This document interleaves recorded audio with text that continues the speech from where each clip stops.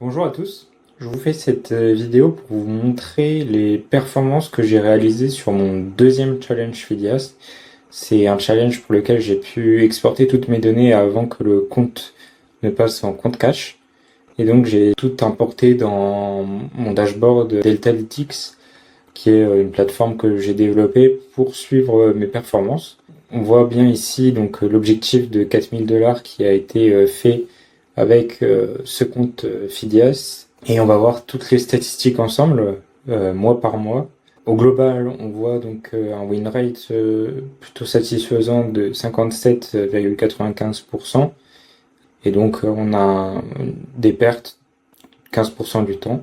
C'est du scalping au carnet uniquement sur les bons du Trésor américain, ZN et ZB, majoritairement du ZN et à partir de septembre du ZB.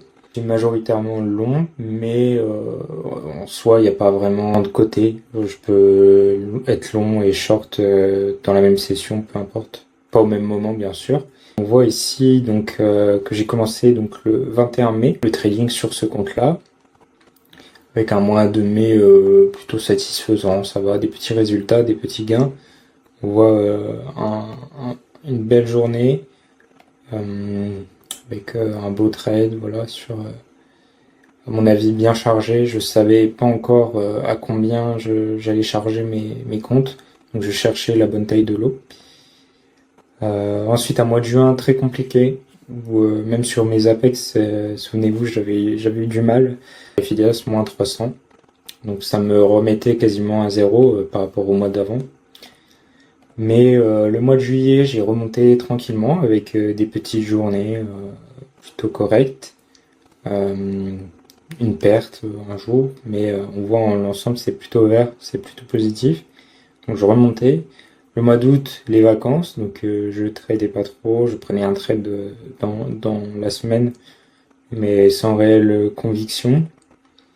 Et le mois de septembre, un beau mois de septembre, étant donné qu'on voit des résultats plus que satisfaisants sur tout le mois. Et ensuite, sur le mois d'octobre, 29 octobre, donc j'ai validé le compte. Et donc on voit encore une fois un mois correct. À mémoire, j'étais à 2 lots sur le ZB et 3 sur le ZN sur le mois d'octobre, ce qui m'allait plutôt bien. Et là, sur la fin du mois d'octobre, avec les élections qui approchaient, j'avais diminué à 2 sur le ZN et 1 sur le ZB. Donc voilà, l'equity qui est plus que correct, plus que convenable. Franchement, j'étais content des résultats. En soi, je copiais sur tous mes comptes, donc vous avez déjà vu cette courbe. Mais franchement, le coaching de Guillaume a été très formateur. Ça m'a appris à gérer les pertes, à ne pas prendre de trade revanchards, à quitter la session si je voyais que ça n'allait pas. Et voilà un peu ce que ça donne. Le temps en position, c'est des scalps plutôt très courts, pas plus de 10 minutes, on voit. Donc ça offre ses avantages et ses inconvénients. Les inconvénients, c'est surtout que du coup, les positions, on n'a pas un gros PNL sur chaque position, sur chaque trade, mais ça offre un état d'esprit un peu plus relax, parce qu'une fois que le trade est terminé, c'est terminé et on passe au suivant. Donc voilà, on voit ici la distribution des ticks. Alors j'en discutais avec des membres. La distribution des ticks, ici on voit qu'il y avait beaucoup de 1 tick avant qu'il soit interdit. Parce que c'est majoritairement, j'ai fait 5 mois de trading et sur les 5 mois, il y a 3 mois où je pouvais faire du 1 tick.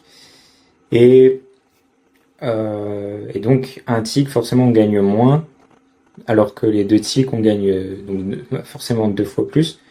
Et donc c'est pour ça qu'il y a moins de trades aussi, mais ça représente globalement quasiment la même valeur. Donc peut-être que je prends moins de trades, je sélectionne un peu mieux mes entrées.